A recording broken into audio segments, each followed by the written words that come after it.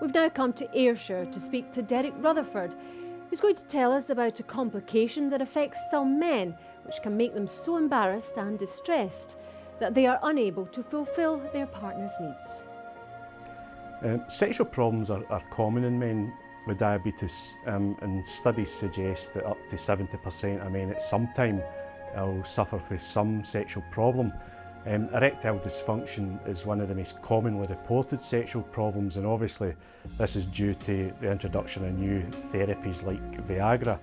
The reason it's so common in patients with diabetes is the fact that vascular sufficiency, neurological maintenance and neurological function, and other factors, hormonal balance, is associated with normal function, and there's usually in patients with diabetes there tends to be a deficit in these areas.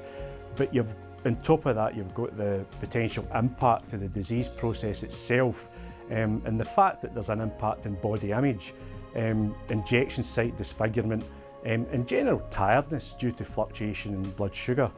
And obviously tiredness can have a knock-on effect on sexual drive. If the sexual drive is impaired, then it can affect arousal and then have a knock-on effect on ejaculatory function. The nerve deficit associated with ejaculatory function also sometimes causes a condition known as retrograde ejaculation, and the patient or the man doesn't produce ejaculatory fluid, and this is quite worrying, particularly in younger men from a fertility point of view. Basically what happens is the ejaculate goes back into the bladder due to the fact that the bladder neck remains open. There's no sufficient muscular contraction, and as I say, it can be treated from a fertility perspective quite easily, and it's usually reassurance that's needed in these circumstances and understanding of what's happening. But erectile function is a major problem in a lot of men with diabetes, and it can be impaired due to the lack of production of one of the principal neurotransmitters that's involved in the erectile response.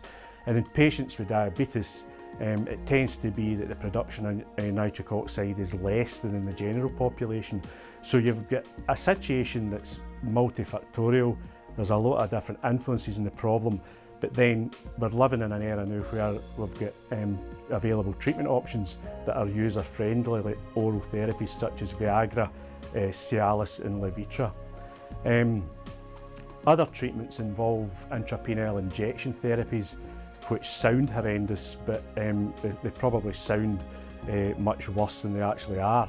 And a lot of patients that actually use these treatments have good success rates, and the injection is really just an extension for them probably injecting insulin, and a lot of men will say that it's not a problem actually to carry out the injection. Intraurethral pellets is really just a pellet about the size of a grain of rice that gets inserted into the tube that you pass urine through, and it's absorbed from there into the erectile tissue. And one of the oldest treatment options available is vacuum tumescence therapy, or a vacuum pump device. And it's just a cylinder with a pump attached to it. You basically take air out of the cylinder with a pump and creates a vacuum. It pulls blood into the erectile tissue, and that's maintained by the use of a constriction band. Is sexual dysfunction a male-only problem? In recent years, sexual problems have been highlighted probably more in the male population. And one of the sort of areas that the clinical trials is focused on is patients with diabetes.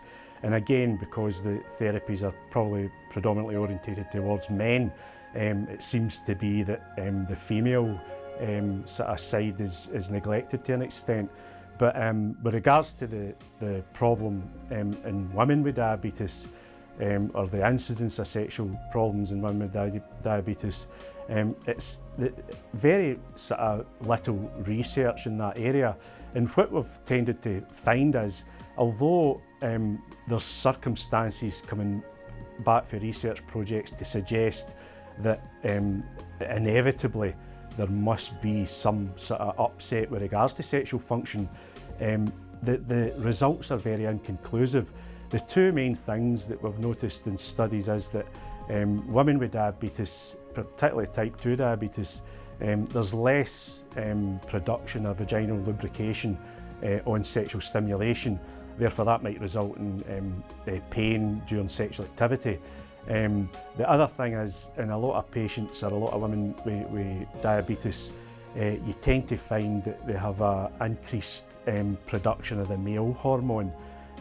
Therefore, that in itself obviously has an effect on sexual activity, sexual function, but yet there's very little documented about the actual effect of the increased levels of male hormones and its effect on sexual function in women with diabetes.